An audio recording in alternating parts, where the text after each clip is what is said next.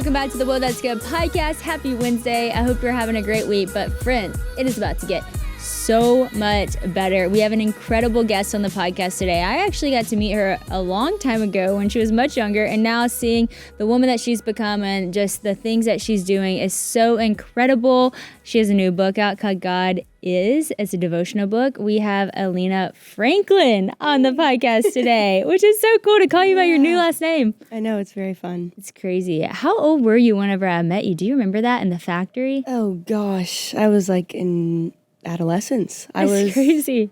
Maybe like 15, maybe 14 or 15. That is wild. It's so cool for both of us. I was such a baby too whenever we met. But like, man, your heart has always just been so pure, and the way that you have used your life and your voice has been so beautiful. I remember I met you with your dad, and even the way that he just like, the way he loved you and protected you during that season was just beautiful. So I'm glad I got to meet you then, and I'm glad I get to know you now.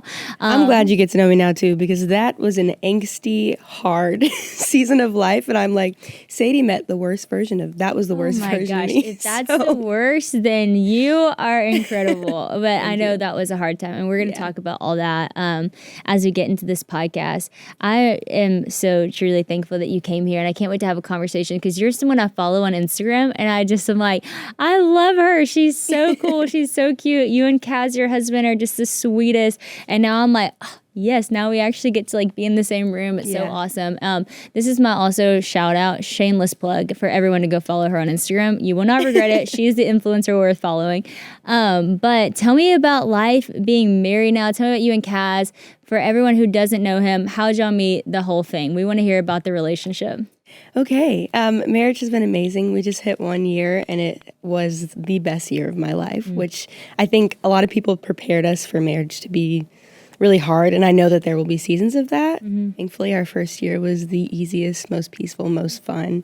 We went to probably, I think it was like 7 or 8 different countries. Wow. 3 or 4 different continents, like just traveled the whole year. What continents did you go to? We did Africa, we did Europe, we did Australia. So 3. And yeah, it was amazing. And the way that we met, we were like childhood friends. Not really. Our families were friends. And so we were like, cousins, but not total. Like, you know what I'm saying? When you've got those people that your families are around, but you don't really ever talk to him. I never talked to him because he was older, like by 3 years. And so at the time, it's very weird. But he was friends with my cousins. And so I knew of him, knew about him, always thought he was cute. Always, always, always. And then I moved to Nashville. He moved a couple years later. And during COVID, we became really good friends for like a year. And I'm really thankful for that year of just like platonic friendship. I think it's helped us a lot in dating and then marriage. And then during a snowstorm in Nashville, I just was like, I can't take this anymore. Like, we're obviously secretly in love and we need to like talk about this. And so I just confronted him and I was like, can we talk about it? And so then I let him lead, and the rest is history. See, I love this so much because, girls are always like, is it okay if I make the first move? How to be pursued? And I actually think that there is something to giving a man like the confidence to pursue you. Like he pursued you. I'm sure he led in the most beautiful ways whenever y'all were in a relationship. But there's something to, as a woman, saying like, hey, I'm interested. Yeah, they need that permission. Yeah, you need that permission and even that confidence to pursue.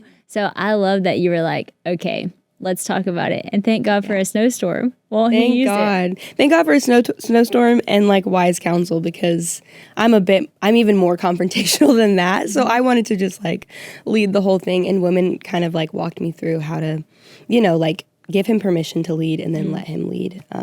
So thankfully I had people around me that helped me do that well. That's so cool. I love that. Kaz, I've actually known for a long time. Keziah, I love his name. Do you call him Kaz? I call him Keziah and Zai. I mean, that's a cool name. He's got a really cool name. He should go by Keziah always, because that's such an epic name. But actually, when Ella Worship was first starting, he was doing the drums for us. Yeah. He's so talented, crazy talented musician. And that I always look back at that and think that's so special that we got to know him during that season. Such an incredible man of God. And when I saw you two get together, I was like, this is powerhouse couple for the kingdom. I think everybody said that and probably thought that. But it was like, oh my gosh, this is incredible. And it's one of those things whenever like someone like you and him are dating, we're like, please don't break up. And then when you get married, you're like, yes, it's such a win. It was awesome. Yeah. Well, like you mentioned, you have so much wise counsel around you. You really are surrounded by some of the most influential people in everybody's life, who gets to watch from their platforms, but you are up close to all those people, your family with those people. I'm interested to hear from you what the best piece of advice you've ever been given is, which is our Question the What's Good podcast. But I'm sure you've gotten so much good advice over the years, it might be hard to narrow that one down. Yeah. Anytime I think of the best advice I've gotten, I think of like one of the hardest moments of my life and one of the wisest people in my life. And that colliding and like I really think changing the trajectory of my life in ways that I probably won't realize until heaven. But I was in the hospital. My mom died in 2018, super sudden, like within an hour she was there and then she wasn't. And I didn't even make it to the hospital before she was gone. And so we're all on our knees devastated. And my aunt comes up to me, and as I just like bawl into her arms, sob uncontrollably, she just whispers in my ear, "Don't be their mom, be their sister." And I have 3 sisters, and I'm the oldest, and naturally I'm a caretaker, and like I just go in and I love people really hard that I care about. But her advice to me, I think, like really changed and shaped my friendship with my sisters to where now we've just got this tight-knit bond that I think if I had stepped into the motherly role and tried to like solve all of their issues and be strong for them, I don't think we would have as genuine as a friendship as we all do. And so it's definitely the greatest piece of advice I've been given. Wow. Yeah. That is like so cool that in that moment someone came up and said that, because I feel like in that moment you never know what to say, in those moments. And the fact that someone had such a word, I mean, that's truly from the Lord. It's really cool to hear you say that, because in a completely different context, the Lord gave me a similar word in a completely different time of my life whenever I was like, God, what is my purpose? And what do you have for me? And how do I go about using fame for your glory and all this kind of stuff? I felt like the Lord tell me, I'm not calling you to be famous, but I'm calling you to be a sister and a friend to those who don't have one. That's why my podcast on Mondays is called Sisters and Friends. That's why LO Converse is called LO Sister. We have sister all over these walls. And why I always kind of keep that at the forefront of my mind is because a sister is something that like I know I can be. It's something that doesn't take, you don't have to be the character. You just get to be a sister. You get to be a friend. You get to be who God called you to be in its fullness without the pressure of anything else. You can laugh, you can cry, you can dance, you can sing without wondering, what is that person thinking of me? Because they're your sister, and there's just so much freedom in it. And so the fact that the word sister brought like you freedom to just be and not to have to pull it all together, even lead your younger siblings, which I'm sure you did by nature and naturally, but like took that off is just really, really cool. It's very beautiful. I want to talk about that time because I guess it probably wasn't long after that I did meet you. So that probably... like probably a year, maybe wild. A little less. Yeah. That's wild. So you were going into high school when that happened.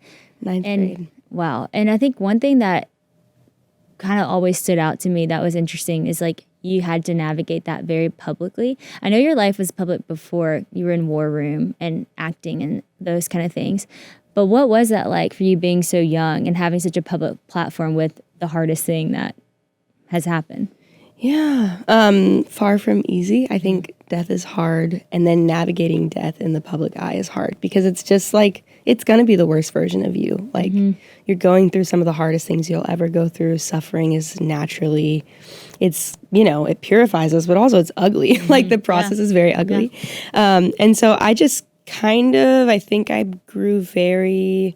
And also, being a teenager is already super angsty, and so that's the best word I can think of is angsty. Like, this once pure and, like, just really, I think, gentle and joyful girl had, like, just been stripped of, like, the things that made her who she is. And so I just grew kind of bitter and angry, especially towards the church, growing up in, like, ministry, and those people mean really well and also I think as the church, we're not totally sure how to walk with people through suffering. And and we're human. And so people make mistakes and do the wrong things. And so I think I lost sight of grace in that season. And also I think God was taking me on a much deeper, journey inside that I think I'm close to the other side of now, but in the thick of it, I'm like, I remember very little. Just that like God was with me through the whole thing. Wow. And that the people, I lived in Franklin at the time, the people of Franklin are incredible and the most loving and kind and generous humans ever. And looking back, I can see that. In the moment, I was like, I am being smothered by nice Southern people. I just moved from Dallas. It was all very different. And looking back, I'm really, really thankful for those people. I think they made that whole transition and just grief a lot easier in ways that I don't recognize till now. Y'all, if you're looking for a gift for someone that's actually meaningful, like something that really encourages someone's walk with Jesus, then I got you, fam. Mr. Penn Journaling Supplies make awesome little gifts for friends or Team LO, and it's always just such a sweet surprise for them. So whether it's a birthday, a bridesmaid box, or just thinking of you kind of moment, it's an awesome way to say you matter and your time with God matters. Mr. Penn was started by Christian teachers right here in Louisiana, and their stuff is so thoughtfully made, like pastel highlighters that don't bleed through the Bible pages and transparent sticky notes that are perfect for little prayers or sermon notes. I even made a bundle with all of my favorites to make it easy for y'all to gift or to grab it for yourself. Okay, I want to show you a little bit of what's in the journaling kit. There's so many fun things. We have sticky tabs, which are so helpful for me as I'm keeping my place. These are great if you are just now kind of getting used to the Bible and don't know where the books are to help navigate your way. And then I'm also going to show you the highlighters in action. That way you can really see what it will be like whenever you highlight it, that it doesn't mess up the next page. And y'all will be able to see how it's nice and pink on the page it's supposed to be pink on, but the next page is not ruined. So here's my pink highlighter. And then if I turn to the next page, it is totally clear. So didn't mess it up at all. I seriously use my Mr. Penn journaling supplies just about every day. Y'all, you need these pens and highlighters. They are so legit. And here's something special just for you. You can actually get 10% off my favorite supplies and journaling Bible when you use the code Sadie10 at checkout. So go to sadiepens.com and you'll be directed to my favorites. That's sadiepens.com using the code Sadie10 at checkout. Check out the bundles with my go-to journaling supplies so that you can grab exactly what I use and make it your own. This might be so random and you might not even remember this because I'm sure you did so much during that time.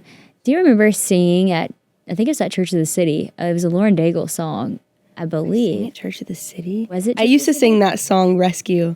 Okay. It could have been it wasn't Church of the City. But I remember seeing you, sing Rescue. Okay. Like, that is an incredibly brave, bold thing to do. I don't know if you naturally sing, if you'd always sung, if that wasn't so bold and crazy, but like, okay, it's one thing to be put in the public eye and you can't help it, but it's another thing to like put yourself in the front, like you're like, I'm willing to sing this song, knowing people know my story. So like what was God teaching you during that time of prompting you to do those very public things? Did you want to? Was it a wrestle? I'm just so interested in that. Yeah, I think it was a wrestle. I think, parts of me have wrestled with the fact that it didn't feel all the way optional. Like being who I am, I felt pressure to help other people in the midst of my needing help. And at the same time, what I realize now is that I was simply walking in the authority of suffering, which is to invite other people into this thing that they're also experiencing and into relationship with God. And so both can exist. I feel exposed and exploited and don't want to be up here. And at the same time, I'm watching God do much more than I could imagine with this part of my story that I would rather not have. Wow. Walking in the authority of suffering. Can we I just heard a sermon on that from Ephesians. Walk that out for a second. The authority of suffering. I've never even heard of that. Yeah, she said it and I was like, everything came together. Like the book, everything that I've done has been because I've been able to, God has given me the gift of walking in the authority of suffering, which just means that I've felt the things and I've done the things and now I get to talk about Jesus in a way that has real, you know without that suffering. Exactly. Yeah. Wow, that is good. Okay. Because there's so many people listening to this who might know you, might not know you, but maybe because they heard of your story, they want to listen to this podcast, maybe they're dealing with suffering, maybe they've experienced a loss. I think that is going to give so much hope to people to know that like suffering doesn't just have to be something, and this is interesting. I'm navigating the wording of this because I literally talked to a mentor about this yesterday, of like, you don't just have to keep taking hits from the enemy and being the person who suffers. Like at some point, something's got to switch and you take the authority over it. And I think a lot of times, like when we say spiritual warfare is happening, it's like, for me, I tend to just like let myself get beat up. And it's like, no, you have authority. Like you fight back. You've been given spiritual weapons. You've walked with the Lord enough to stand on it. And so I think it's so encouraging to hear you say like, yeah, that was an angsty girl. That girl was struggling as you should have been. You just lost your mom. Yes, you were angsty. Yes, you were struggling. Yes, all those things. Yes, it felt like the worst version of yourself. But you're like, but now I'm this girl and I'm walking in the authority of suffering. Doesn't mean it's still not hard. Doesn't mean there's still not hard things that come with that. Doesn't mean I even want this platform or ask for this platform. But this is what the Lord has walked with me through, and this is how I can speak into it now. I just feel like that is like so much hope for people out there who are in the grip of it and thinking, am I ever going to find a boldness again? Am I ever going to find that joy again, that laughter, how you talked about, you were kind of this pure, joyful girl, and then you went through something really hard, but you're finding that again. And that's so cool to like allow people to see. I mean, I think about following your journey just on social media. Like when I look at your social media page, I see genuine joy, like love and this friendship that you have with your husband and adventure. And it's like, that's so cool to know that that's possible on the other side of suffering and through the suffering. It's beautiful. I'm so inspired by you. Thank you. You mentioned that the church doesn't always know how to walk through suffering well, and I agree with you. I totally agree. They think people don't know how to do it.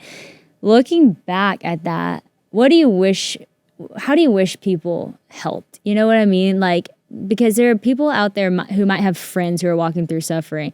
Like, what's the best way, I guess, if you will? And I know these are messy conversations. There's not like a right way always, but what did you see in that time? You go, that was so helpful. Like, I remember that person loving on me in this way. Yeah. I want to tread very carefully because I feel very passionately about God's people and that like they genuinely mean the best. It's true. And so like I'm so thankful for the people of God who surrounded me and did what they knew how to do with what they had. I think what I've learned, even as I walk with my sisters through suffering and walk through friends now in like the thick of suffering, is that presence is the most powerful part of all of it. Like presence and prayer. Your prayers will go way farther than any word that you have for the person who's like trauma stricken and won't remember anything you said anyways. And then presence, I think, is what they'll remember, that you were just there. You were one call away. You were sitting next to them when they got the call. You know, like I think those things are really important, and it actually has less to do with what we say. It's just that like presence of prayer, knowing that you're praying for them and that you're genuinely there and you're not afraid to walk in the mud with them. I think those are really powerful. The two P's. The two P's. Yeah. I love it. 2 P's in a pod. I love it. That's really good advice, friend. You know, I was listening to several of your interviews, just preparing for you to come on the podcast. And I loved one of the things that I heard you say about what marriage has taught you. And you were talking about, do you remember? I'm like, what did I say? I know. I'm like, I know too much about you. But no, one of my favorite things is getting to prep for podcasts of guests like you who come on, because I get so blessed and strengthened by studying your life. And this morning, getting to watch interviews you've done, I'm like, man, I'm filled up. This girl, wisdom flows out of you. It's an overflow of your heart. You know, from the heart so the mouth shall speak, and you can tell your heart has been with the Lord. But you said what it has taught you and what has been a beautiful thing in marriage is that it's taught you like how to be comforted. Like it's taught you how to be comforted, and you said it in a much more beautiful way. But kind of that idea that you were talking about of how you naturally want to do that for others, and you take on that like nurture, comforter, but like now you're in a season where like you get to be comforted and nurtured. Speak into that a little bit, and like I don't know, like how powerful that's been for you to walk through a marriage, and was that like a hard thing for you because it was new? Yeah, I've been married a year, so I actually have no idea what I'm talking about. The same mentor it's Crystal, you know Crystal Evans, Crystal Evans, Kristen's sister.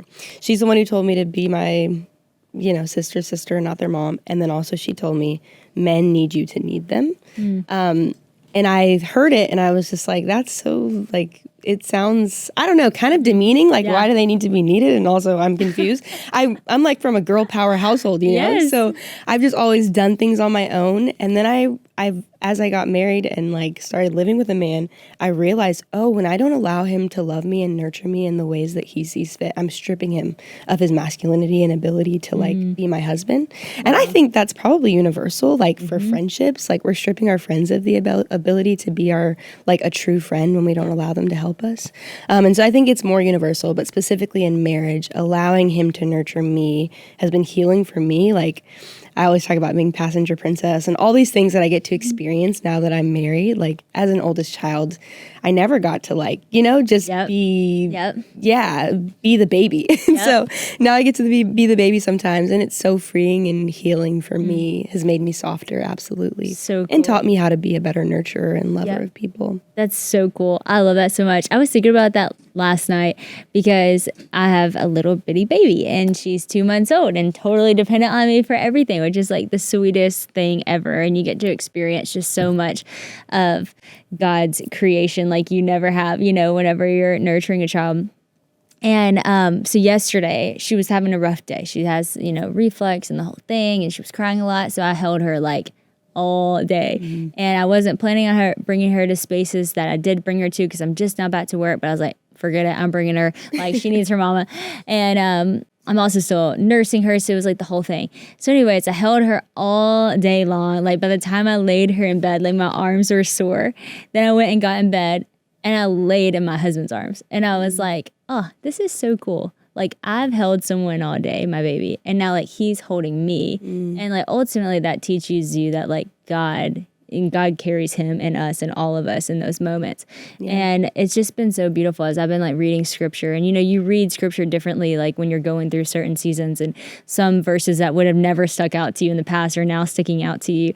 And there's a verse that David talks about how he at his mother's breast he learned to trust the Lord. And it's talking about how like whenever he was an infant and he was dependent on his mother for food, but every time like he needed it, he had it, and that's how he like learned to trust the Lord. So you start to see these things about God that like you didn't realize until now you're in this situation. And you're like, wow, like she's learning trust right now in me, and hopefully later in life she'll know to trust the Lord, that when she needs something it will be provided from him. It's amazing. And I think it's so cool to see, you writing a book in the character of God based off the things you've walked through in life and learning like what the true characteristics are of him versus what you thought they were of him. So I'm so excited to get into the idea of this book and what God taught you. You know how life just kind of shifts whenever fall rolls around? The weather's changing, the vibes change, and suddenly your schedule is packed again. Back to school, church events, holidays creeping in. It is a whole thing. So yeah, this season is cozy, but can also be a little chaotic. And that's why Element is part of my daily rhythm. It is a 0 sugar electrolyte drink mix or sparkling water that helps me stay on top of everything. I'm talking energy, focus, fewer headaches, less of that foggy feeling, all the things. And listen, electrolytes aren't just for people running marathons. If you are breathing and doing life, your body needs them, especially in a busy season like this one. Element helps me feel good without any of the sugar or artificial stuff and other electrolyte drinks. Plus, it comes in stick packs and cans, so I'm never without it, y'all. It's so easy to carry around. There are so many awesome flavors. I probably couldn't just pick one. Let me tell you, Christian is actually obsessed with their sparkling drinks. So like the black cherry lime sparkling one is his favorite. Like he does not share them. They are his favorite. And I can't get enough of the watermelon salt or my summer lemonade flavor. I would not let Christian touch that. So yeah, we're stingy with our Element because we love them and they makes us feel so much better. I used to drink different electrolyte drink mixes and they have a lot of sugar in them and whatnot. And it's just so nice that this one doesn't have any of that, but it still gives you that pick-me-up. It's still sweet and I love the taste. So get your free Element sample pack with any purchase at drinkelement.com/whoa. Try Element totally risk-free. If you don't like it, they'll refund your order, no questions asked. That's drinkelement, drinkLMNT.com/whoa. First of all, why did you want to write a devotional book? Because that's a big thing to take on. I know you have a lot of authors around you, but did you feel ready for it? Were you excited for it? Nervous? It was one of the first things I've ever felt like totally not equipped and like capable of, which like naturally makes me want to just lean in and do it. And also is like a reminder to me, oh, this must be like something God wants me to do. Like sometimes, yeah, we're totally out of our depths and we should have no business doing something. And other times there's like a warfare part of that where it's like the enemy doesn't want you to know that like you have authority over this and can talk about this and write about it. And so honestly, it happened how most things happen in my life. Like an opportunity comes up and I just say yes. And so I got the opportunity and I said yes. And then I was like, what the heck am I doing talking about the character of God? I haven't gone to seminary. I haven't done any of the things that I feel like I would need to do to talk about this. And yet I did it. And so I think that's what makes it something that's so accessible and trustworthy, because it's coming from like a true, authentic place. It's like, not that it's not, if you go to seminary, gosh, we need all of that. But it's also refreshing to be like, hey, I'm a girl too, and I go through life and life is hard. And I want to understand who God really is, because if you don't know who God is, it makes life very, very complicated. You don't know who you are. You don't know which purposes. You don't know what anything is. And so I think it's amazing that you, where you're at with what you have and the knowledge you have going, I have enough to talk about who God is in the best way that I understand him to be. Did you, like, even with the intimidation of talking about the character of God, how did you even begin the process of that? Is it something that as you were writing, you were like, coming to it, or were you like looking back at the last 7 years since what you went through and going, okay, this is what I learned in that time? Yeah, I was actually thinking of all the questions and like pain points that I had in the midst of suffering. I wanted to talk directly to the human experience, which I think is filled with hard stuff. And that's when we tend to like search for answers and ask questions. And so I just looked back at when I was 14, 15, 16, 17, 18, what were the questions that I had about life, and then most of those questions actually pointed to a direct like flaw in the way that I viewed God. Wow. So when I thought about, am I beautiful, or am I smart, or like all these me questions, that actually just stems from not knowing my creator and how he made me. And so then I quickly realized, oh, I don't want to write a book on identity. I want to write a book on like who God is. And then all the answers to like, because that actually is a book on identity. Yeah, exactly. Yeah, I think it's the missing piece in the identity conversation that I think just changes the game. I agree. One of my favorite scriptures is whenever, they're asking Jesus, or when Jesus is saying, like, who do people say that I am? And then they're saying, well, some say you're this, some say, and then he says, who do you say that I am? And then when Peter tells Jesus, like, you are the Messiah, you are the Christ, and then immediately after, Jesus looks at Peter and says, and you are Peter, and on this rock I'll build my church. And it's like the minute Peter realizes who Jesus is and confesses that, he then in return gets told who he is. And you see that even with like Moses. I think about when Moses was standing by the bush and God speaking to him, and Moses is like, who am I that I could go do this? And God's like, I am who I am. Like the answer to your question of who you are is actually who I am. And when you realize who I am, you're going to know who you are. And so I love that in that process of going, okay, I need to answer this question about me. How do I know I'm beautiful? How do I know this? It's like, actually, no, if I start talking about who God is, all of this is going to be resolved. All of this is going to be figured out. And you're right. Especially in those teenage years, I think we spend so much time trying to like figure out how to be confident, how to answer these questions about me.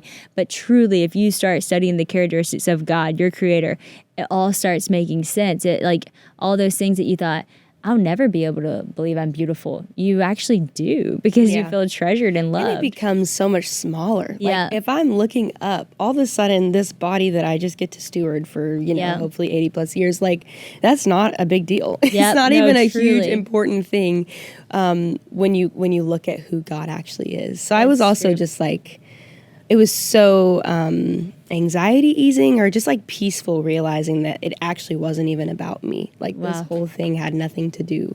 I just get to be a vessel. And so good. I love that. I can relate so much. I remember as a teenager just feeling really insecure about who I am, body, all of that kind of stuff. And I'm so thankful that my relationship with the Lord changed that. Like, I can actually say I'm confident in who I am, and because it doesn't really matter that much. It's like just of the least of importance of, what I look like compared to what God's called me to do. But it was really cool because the other day I was talking to my sister-in-law. We were at the beach, and I was like 8 weeks postpartum, from a C-section. So like, you're not looking your best, okay? And it was funny. She's like, how are you feeling, with everything? And I said, I wish every girl could experience like what I've been experiencing lately, and how confident I feel in my body, and how proud I feel, and how much like how thankful I am. It's like I have so much gratitude for what my body just did. Wow. Because it got to carry this baby that I love with everything in me, and it's nurturing her and nourishing her, and like I could just go on, and I'm so thankful. And I just feel like that perspective of gratitude has changed so much of how I've seen myself and appreciate myself, the way I speak to myself, because I'm like, I will not let myself talk down on like the creation that that God created. And now, that's not to say there aren't hard moments, and there's not moments where I'm like, oh, I wish this or that. But truly and genuinely, I was like, I wish every girl could feel this way that I feel right now. And I would have never thought, like my 18-year-old self, if she was like looking at my 20-year-old self and just looking at the body after a C-section, like I don't know that she would have had that relationship enough with the Lord to say the words that I'm saying. It would have been so much more superficial, so much more surface level, visual based. But like, I'm so thankful I'm not in that state anymore. And that 100% comes from knowing who God is and being grateful for who he is. Talk to me about some of those things that, obviously we can talk about insecurities and looks, but maybe there were some of those things that were bigger questions that you might have had wrong about who God is. We're talking about suffering. Were there things that you thought about God that as you begin to study him, you just realized you were wrong in? Yeah. I think I was afraid of God. I still am sometimes. And it's not like that healthy fear, like I respect him. It's like, no, I'm actually like afraid of you. And like, just have this feeling that you're going to punish me, that you hate me, that you're not going to protect me if I don't do all the things correct. And I think a part of that stemmed from, life all of a sudden being turned completely upside down and going, I thought this God was supposed to be here to protect me and, like watch over me and care for me and all the things. And so I think that was my one of my greatest questions was, is God safe? Like, is God going to protect me? Is he trustworthy? And I quickly... Well, not quickly, it took me a while, but he quickly came to my rescue and showed me that he was trustworthy and safe. And a part of that was just that as I rejected him, he continued to pursue me just like relentlessly and with love, with love and mercy, love and mercy, love and mercy over and over. And so I got to just experience his trustworthiness, even in like walking through marriage, every season of my life, he's showed up and he's showed up just on time in just the right way with just the right pace, like proving himself trustworthy. And so I don't know. I love that we can, and I don't think many of us know this, that we can like go to God with our questions and our concerns and some of our sins, like, God, I don't like you. Like we can go to him with that, and it doesn't scare him. It doesn't frighten him. I think he just like gets excited at the thought that we're going to be honest with him, and we're going to let him like, come over us and show us who he actually is. And he actually does. Like, it's so cool. I can think about times where I've been like praying and frustrated at God, like, why would you let this happen? I thought you were supposed to be this, that kind of thing. And this actually happened recently, so it's really cool. And so there's been times in my life where I've done that. And then it's so cool because when he like redeems those moments, or you see his faithfulness, you see that he was walking through you. It's like yesterday, someone said something to me when they were praying over me. And it was like, they're like, then the Lord says this. And it was the exact thing I accused God of not doing and not being. And she's like, and this is what he's saying over you. And after she got done praying, I was like, that was so powerful. Thank you for saying that, because it just made me feel in this moment that God heard me when I said it to him. And it was like his response back, And like, you don't always get those moments. Sometimes you just get those in reading scripture and you go, okay, that's who you are. That's how I felt, but this is who you are. And I'm believing this is who you are. You're faithful. And even if I don't see the full redemption on this side of heaven. But then in some moments you do get that, and you're like, whoa, God, like you heard me, and like you heard that wrestle, and you actually like responded to it with truth. And I was like, that was really, really cool. So I think like not everybody's gonna write a book on who God is, you can go read the book and dive in this way and go through a devotional about it. But it's worth taking the time to process those things out. What do I think about God that actually just might not be true? Like, weed out those lies so that he can become that safe place and that trustworthy place. Because I do think a lot of people are like frustrated.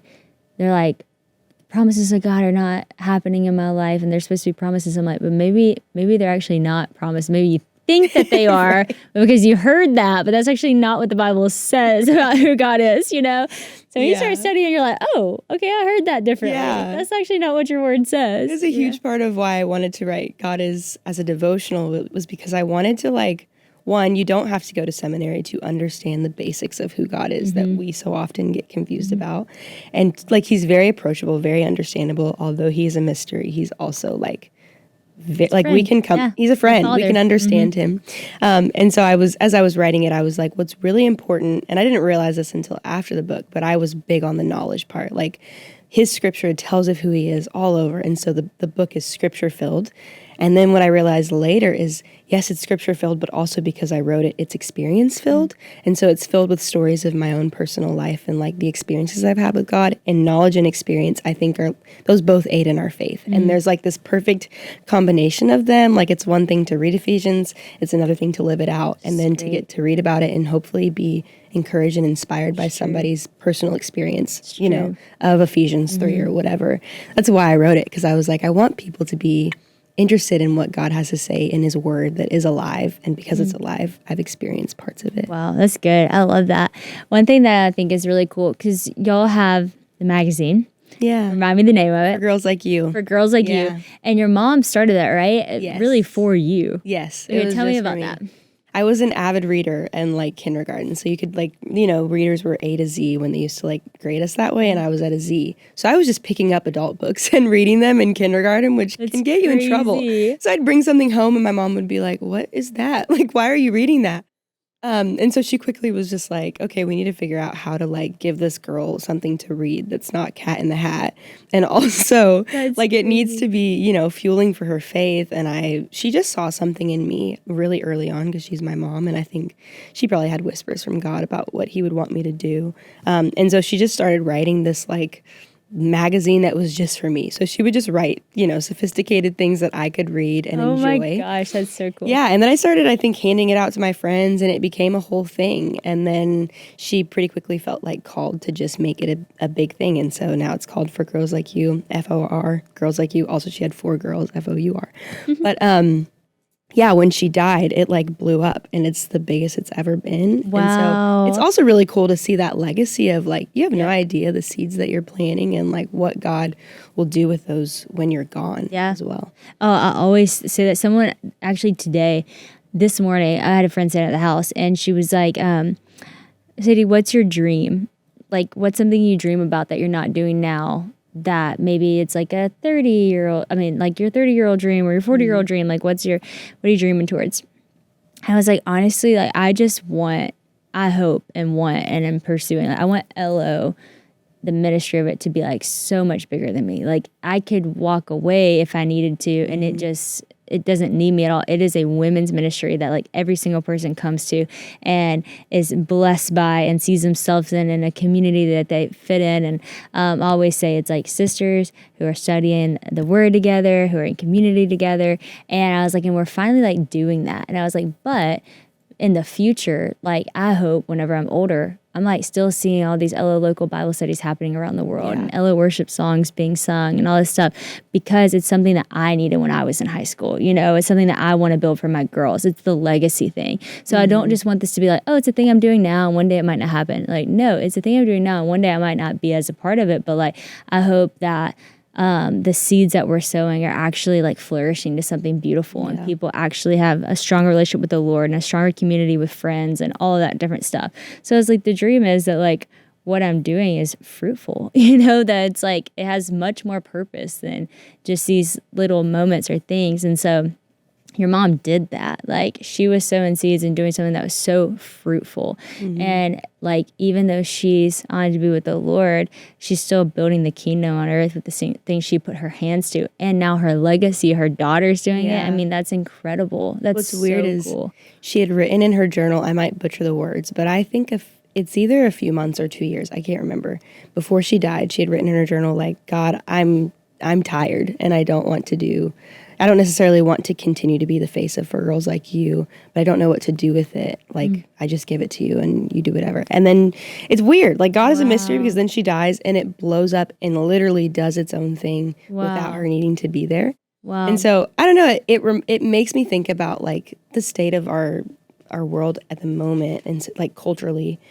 I think we all want to be the face of things, and it's actually so much more fulfilling to just do what God has asked us to do. Exactly. Hand the baton to the next person. Like, there's something really fulfilling about that. That's what Kristen Kane's like. If you build the platform, then you got to keep the platform, in the sense of, like, there's so much pressure, and that's what I'm like. And I've realized that more now becoming a mom, because I've had to step away in seasons to be a mom. And I'm like, but I so believe in what God put on my heart to do. That is to, be a sister and a friend. But it's not just for me to do that. It's for girls to do that, for sisterhood. Because I think about whenever I was 17 and I was lonely, I didn't have a lot of friends, and friends were hard, and I didn't know who God was and all that stuff. And I see you doing the same thing. It's looking at your younger self saying, like, okay, this is what I needed. This is what I was wrestling with, and doing that. I know you have a heart for probably all women, but it says for teen girls. Is that because this is what you needed during that time, or this is what you were wrestling with? I still struggle.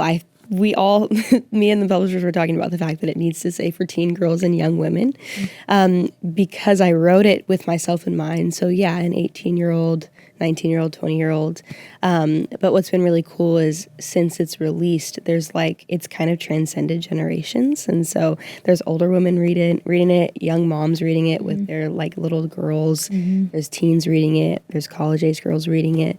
But it says teen girls, I think, because when I thought in my head about just, like, what version of me needed to know who God was the most, it was that. And then I realized that actually we're all still, even after teenhood, trying to figure out who he is. Like, the way publishing works is you have to go into, like, categories. Yes. And for me, I'll just say that, because for me, I wrestled with these same things. You remind me so much of myself. And I'm like, oh, I just love learning from you and hearing what your journey's been. But most of my beginning books were all, like, teen books in the teen division. Then I was like, we got to get out of the teen division, even though I know I'm young and I know these are simple things, but, like, everybody needs this truth. And it's hard for, like, someone older to say, like, oh, I'm going to buy a teen book for myself. Yeah. So, like, can we take out the teen, because everybody needs to know who God is. Just say God is. And so I know it's for everybody, because everybody needs that lesson and everybody needs that wisdom. And so, I was just curious about that. And I love that you guys are carrying on the legacy of what your mom is doing. And I love that it's bigger than it's ever been. And I pray that it continues to multiply and reach young women, because that is so needed. It's so cool to think about you as a little kindergartner reading these, like, massive books. Scandalous, bad stuff that I had no idea it was bad. That's crazy, because for me, whenever I was 5 years old, is literally, we have videos of me, like, preaching on the countertop and doing all this stuff. When you look back at your young self, are you shocked by how much of that little person you see in you now? Absolutely. I'm like, somehow I've always just been, like, I don't even know how to explain it, but, like, maybe it's not even a performer, but I just love talking to people and sharing about what I didn't know is that the passion would be about God, but I knew that I loved talking to people and, like, teaching them things, cool. something. And now that I know Jesus, I'm like, oh, this is it. Like, I want to talk about God. That is exactly how I was, because I was, like, in front of people, felt natural in front of a camera, felt, and that goes from whenever I was young. Like, there's so many videos, like, my brother, he, how, like, you would get in the doorway and, like, climb up the door. Did you ever do that? Yes. And he would hold a blanket behind me, and that was my stage. And I would get in front of it and, like, talk, and you just see him, like, awkwardly in the door, like, holding the little thing. That's amazing. And it's so funny, but it's like, I always did that. But then when I got in high school, I started getting nervous around people, insecure, anxiety, the whole thing. And then whenever I had, like, a true encounter with the Lord, it was like that young person was reignited, because I was like, oh, now that I am passionate about the Lord and I can talk about Jesus, like I'm not scared anymore because I got myself out of the way, you know? And so I do think that it's beneficial for everyone to look back at who you were when you were young and like kind of naive and pure-hearted and didn't know anything about what to fear. And you're like, okay, how do I get back to like what God made me to be, what he originally put in me? And then use it for good. It's like, okay, I was in kindergarten reading some crazy books, but like now, like, let me tap into that. I'm going to write a book because you're kind of like an old soul in a really sweet way. You have all this wisdom, all this knowledge, and reading certainly gives you a lot of that. And now how can I put it out there to the world? Yeah. Your Instagram captions are so good too, by the way. I love following you on Instagram. Yes, y'all are so cute. I love following the adventures, but your captions are so good. You can tell you always keep your follower in mind. You're always trying to help other people with what you walk through. And I get what you said earlier. You're like, you didn't necessarily want to lead through your suffering. Sometimes you just wish you could just be in it. And sometimes I feel that way with like, I'm like, in the past, I've been like, okay, this is a lot to like be leading while I'm also learning so much. It's very humbling, but I think it's such a gift to the world that you put yourself out there in the midst of that. And it's also something that like God put on your life, to get to do. And it's hard, but it's like beautiful that you've stepped in and like accepted that, and not just accepted it, but like owned it and led with it. I'll just ask you this, when you think about social media, because I think so many people are trying to navigate how to use social media as a young person. How do you approach social media? I don't, and that's the problem. I'm never on it. I post when I feel things, and then when I don't, I have a very, like, even with promoting the book, it's been hard because I'm not always just talking on my stories and showing up every day to post. And I felt like very...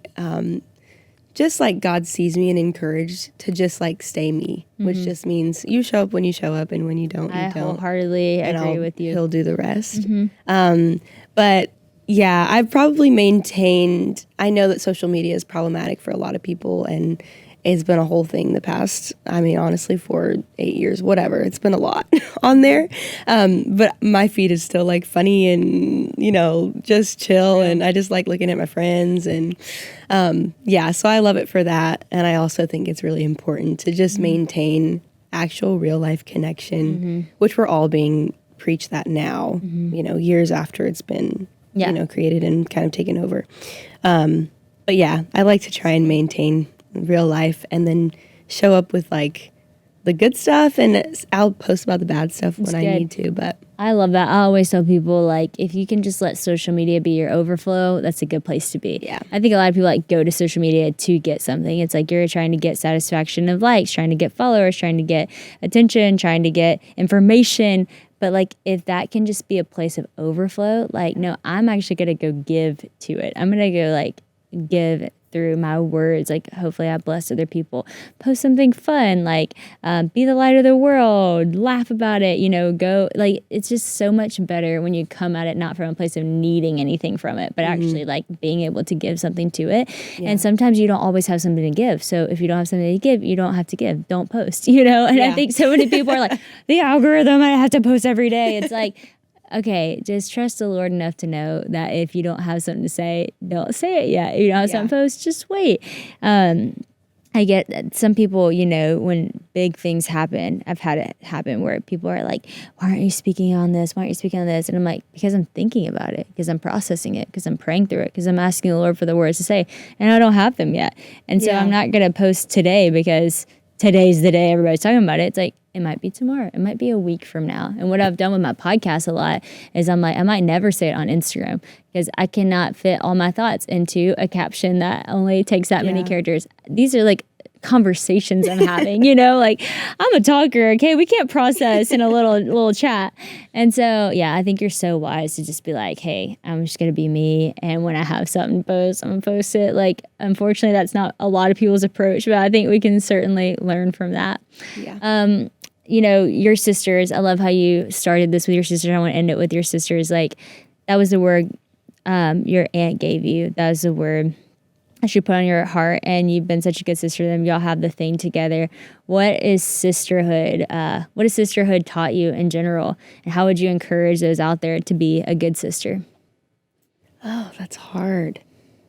I'm just thinking about like the practicality of sisterhood, which has been like you love and you fight and you keep it moving. Yep. Like that's my favorite part of sisterhood is that this is embarrassing in a confession. I've chucked a remote at my sister's face before. It was PMS. I was 14. Hey, it was come on bad. now. Let's keep this real. Actually, I think I was older. She said something crazy. And so you fight like that. And then we apologize and we move on. Sometimes you don't apologize. So like you real. just keep it going. Yeah. And I think that's just a human life skill. Like with our sisters in Christ, with our sisters, like we need to just be soft enough to love. Yeah. And like tough enough to not take it all personally and just keep moving. Like that is a word. Like just living in love. I think there's something freeing about that where you just can live and be. And I want to be that kind of sister that's like a safe space for everyone. And you can throw a remote at my face and be forgiven and we can keep loving each other. Just keep it moving. I love that. I'm trying to steward sisterhood right now because I have 3 girls. Yeah. And that is like truly. It gets brutal. I mean, no, they are so rough with each other and then they'll be so sweet to each other. But one thing I am teaching them is like how to come together after they fight. And so they will be so mad at each other and Honey takes this from Haven and Haven takes that from Honey and they're chasing each other and they're screaming at each other. And I'll go, stop. Y'all both hug right now. And it's so funny because they're like, oh, you know, and then they do it. Mad. But my little one, my 2-year-old, they hug and she goes, I honor you, Elsa. And I was like, that was the best thing ever. And then, of course, Honey ruins it. She's like, I don't want to be Elsa. And I'm like, stop. This moment is too great. But it's That's like amazing. so sweet. It's Did like you grow up doing that? Did your parents make you hug? Yeah. It's like you have to hug. You have to come together. That was our kind of thing. Yes. That's and so funny. it does work, actually. I have seen after they hug, like it kind of resets the moment. And actually, Haven really has taken on to the Anna Elsa thing. And so she'll be like, I'm Anna, you're Elsa. And then for her, that's like all she needs. We're back at it. Like we're sisters.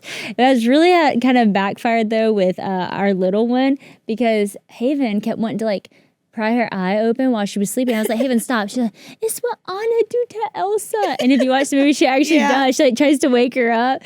It's so funny. So she's taking it very literally. I was using them as an example of beautiful sisterhood.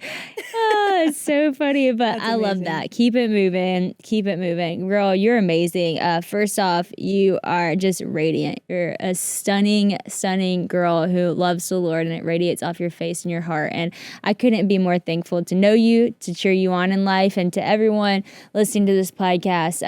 I know you've been so blessed by her as just an encourager and an influencer. Go follow her on Instagram.